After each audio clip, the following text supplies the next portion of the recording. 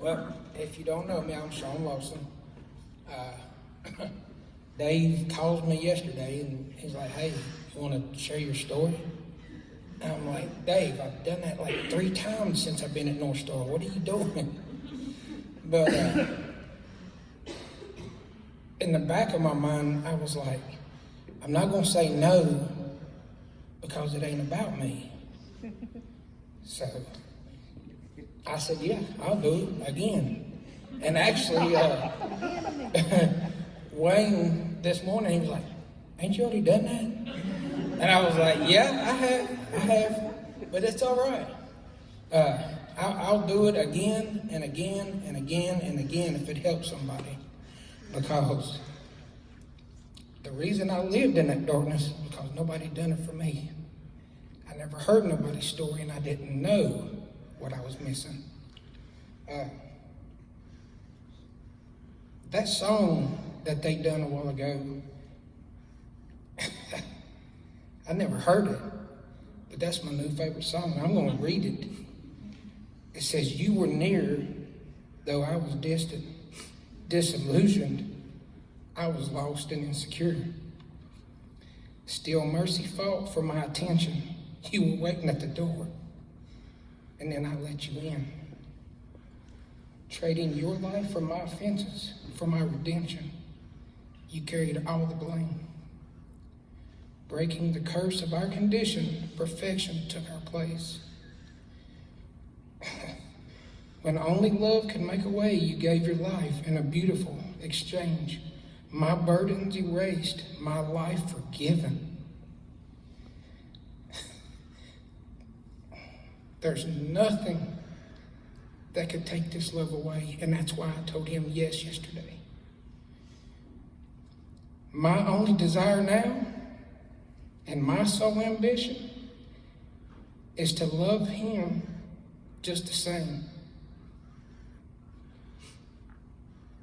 That song is amazing. When you worship, listen to the words. Don't just sing to sing. Those words, yeah, that's crazy. I'm a big crybaby. I can't help it. I try to be the man's man, but I cry like a baby every time I get up here. I grew up in Pulaski. I've lived here. I'm 40 years old. I've lived here the whole 40 years. I was born in Pulaski. I lived out on Robson Track in a duplex. My parents were amazing. They worked hard for everything they got. They grew up poor. Both parents did. Church and Jesus and God just wasn't part of their life. So I feel like maybe it's not that they didn't want me to have that, they just didn't know either. And they taught me to work hard. I was a good kid in school. I wasn't a straight A student or nothing like that. I didn't get in trouble. I didn't go to the parties because my dad wouldn't let me. And he had done that stuff, so he knew not to let me. He knew. He's smarter than I was. Kids here, your parents are smarter than you, I promise. There's nothing any of you can do that they ain't done. I'm just telling you. I know you've heard it, but it's the truth. I haven't wrote my story down before because you think, man, it's easy to tell. It's your story. It's your life. But I don't want to leave anything out. So, like I said, growing up, everything was cool. We didn't have a whole lot of money. I didn't go without anything. Whatever I needed, I got. My mom worked for minimum wage. My dad made decent money. And it wasn't a hard life. There was no drugs, was no alcohol. My dad drank some way when I was really younger. And if I go back and forth, I'm sorry. I just don't want to forget nothing. My dad's family did suffer from alcoholism. His father was murdered over alcohol when he was 20-some years old. So, sometimes I think maybe that had something to do with, maybe that's why we didn't go to church and stuff. Maybe he didn't understand why that would happen in his life. You never know. But he drank some. Like I said, I don't remember. He quit when I was like 3 years old, so I don't remember any of it. But going up through life, like I said, I get through school, I get through high school, I do fine. I don't go to college because that ain't my thing. I don't, like I said, through school I didn't drink, I didn't do anything. I chewed tobacco when I was 12 years old. So I started chewing at 12. I quit when I was 34 years old. But when I graduated high school, I made up for that time that I was the good kid. I got a job at Budweiser in Pulaski. I was 18 years old driving a beer truck. It ain't hard to figure out what happened. 18 years old, I drive a beer truck. It was as easy as going to a store and buying a loaf of bread. I could get beer all day long. So I moved out of my house, I moved in with a friend, and it was party every night. Stay up 12, 1, 2 o'clock in the morning, getting drunk, get up at 4 o'clock, go drive a beer truck, come back in, do it again. I was cool though. Everybody was my friend. And I done that for a little while. Me and the buddy, didn't get along too good, so I moved back in with my parents. Still acting like an idiot because by now I'm 21. I can do what I want to, blah, blah, blah. And probably about 24, my mom had cancer, and she had fought breast cancer for several years, and she beat it. Every, couple times you come back, nothing. And then her cancer come back. Well, they didn't tell me and my sister. I have a sister, I'm sorry. She's 4 years younger than I am. And she's, like I said, I'm 24 at this time. She's 18 going to Virginia Tech. And my mom had been in the hospital a lot with the cancer and stuff. And she comes home one day, and I'm working at Budweiser, my sister's going to Tech, and this day that my mom had come home, and like I said, she'd been in and out of the hospital a bunch.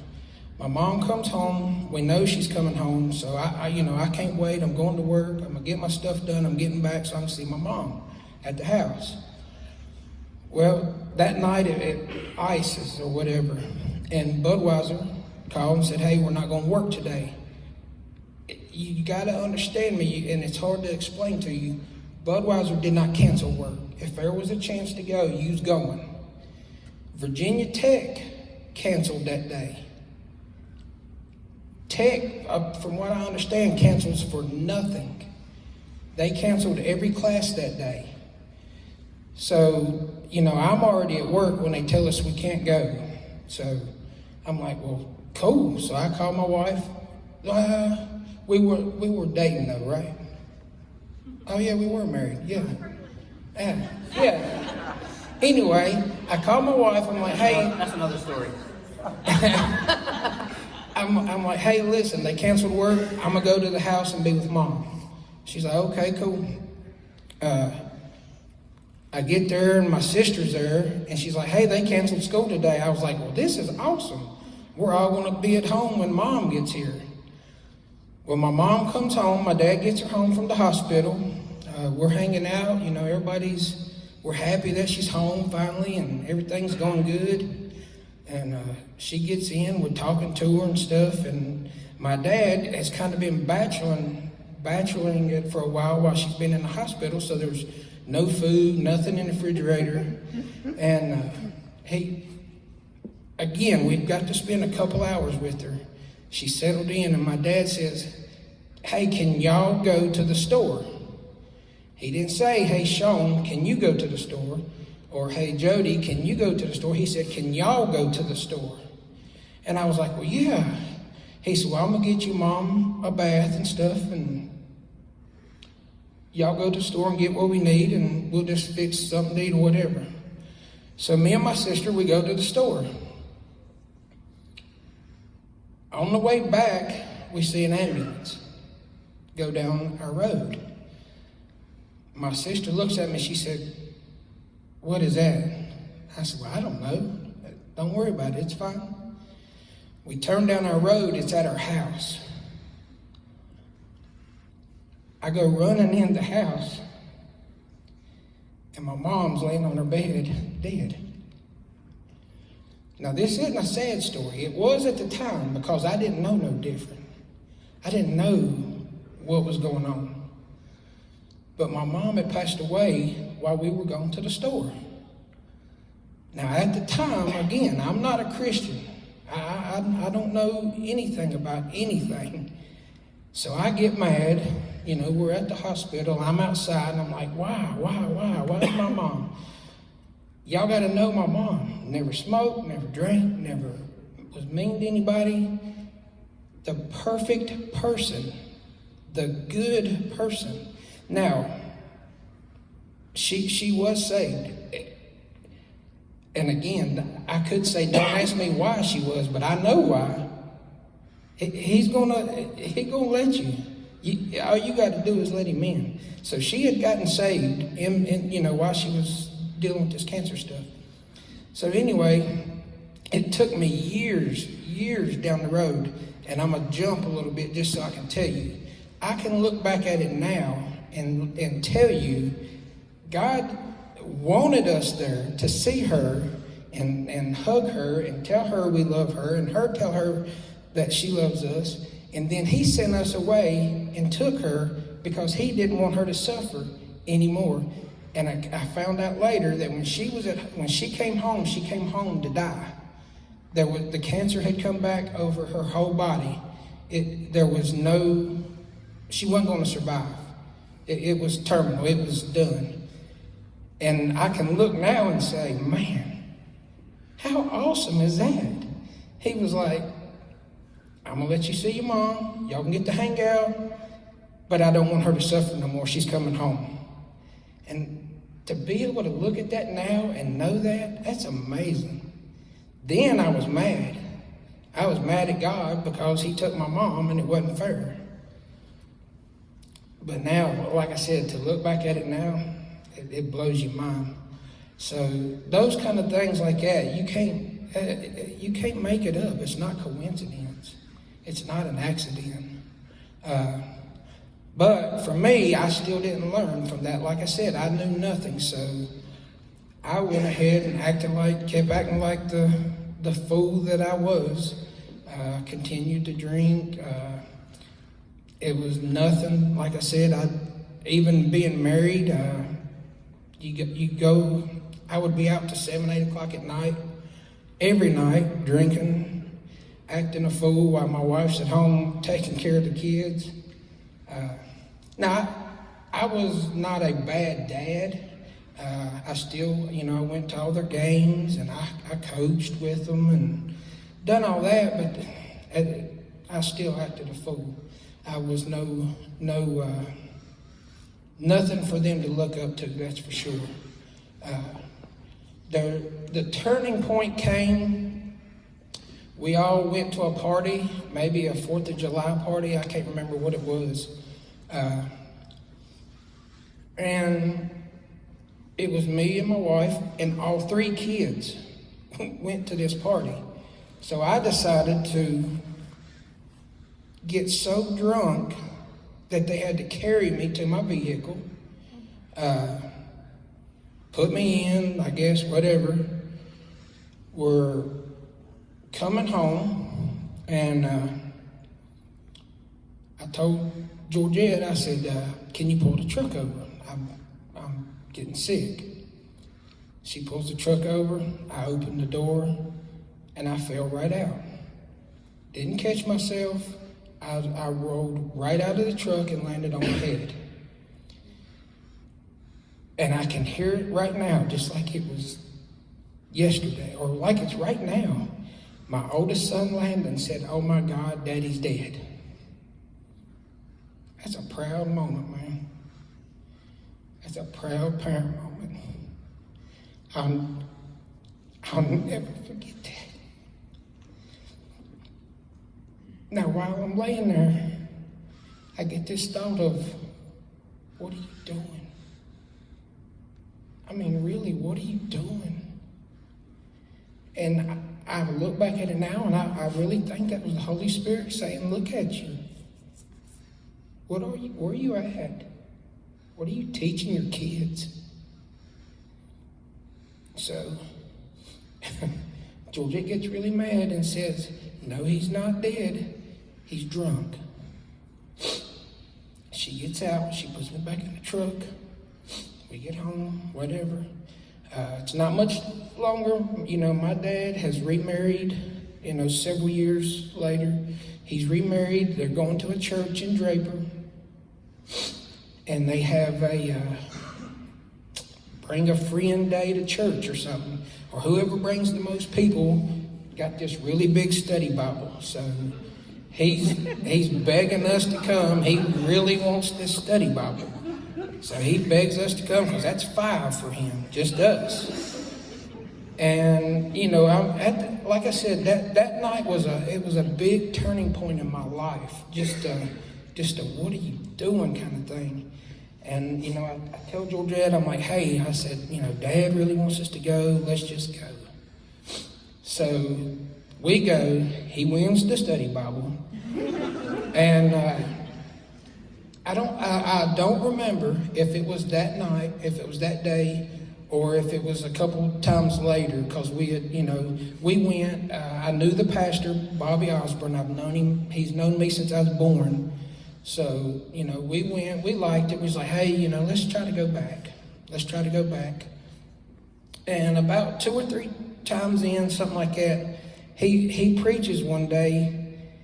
And he's talking about his story. He's telling his story of how he was sitting in a pew and the Holy Spirit was telling him, give it up, go.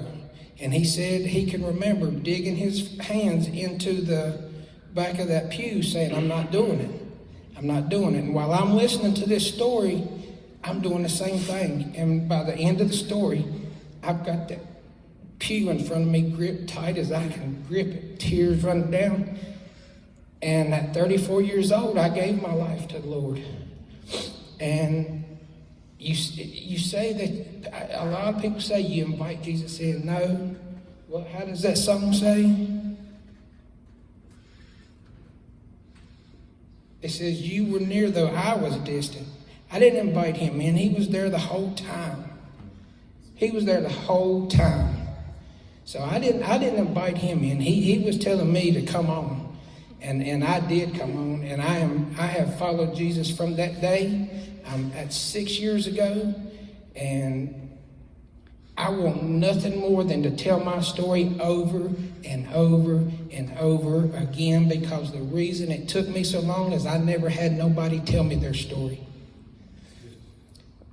I'm not perfect by no means. I still struggle every week, but I pray all the time to just keep molding me, to keep putting the fire down in me, because I want to live my life on mission for Jesus. I had a talk this morning. Rob's going to laugh really hard at this one. I have a bad problem being a smart aleck. I can't help it. I do it. But I had a good fight this morning. Don't think it's bad. It was a good fight this morning with that boy back there. Go ahead. Yeah, you. He has grown up watching me do that, so in turn he does that sometimes. Now, the old me this morning would have blasted him, and who knows what I'd have done. But me and him talked it out this morning. I told him, I am trying really hard to change ways like that. It's a constant battle. I pray all the time for the Lord to just keep working and keep changing and just let me be the light. Let me be his hands and feet, just if it can help anybody. And after me and him talked this morning, I think he was like, dang, that probably is a good idea. Not just to blow up and not to be that smart aleck, but you can ask my wife, our lives, our family is way better now than the first 13 years we were married. The first 13 years was struggle. It really was. There was times that she could have left me and would have had every right to do it. There may be a couple times I could have left her and had every right to do it. But we fought through it, and the last 6 years have been the best 6 years, for me anyway. She may not agree. But for me, the last 6 years since we've included Jesus in our family and let him be the leader, it's made our lives so much better, and it's just going to get better. It's just going to get better for us. It ain't a joke, man. Tell somebody. One thing that I've learned is don't ever assume that person you work with or that person you go to school with, don't assume that they know who Jesus is. They may know, yeah, that's Jesus. Don't assume they know him. Don't think, oh, well, everybody knows about God and Jesus. They know about him, but they don't know him. But that's all I've got. Thanks, guys.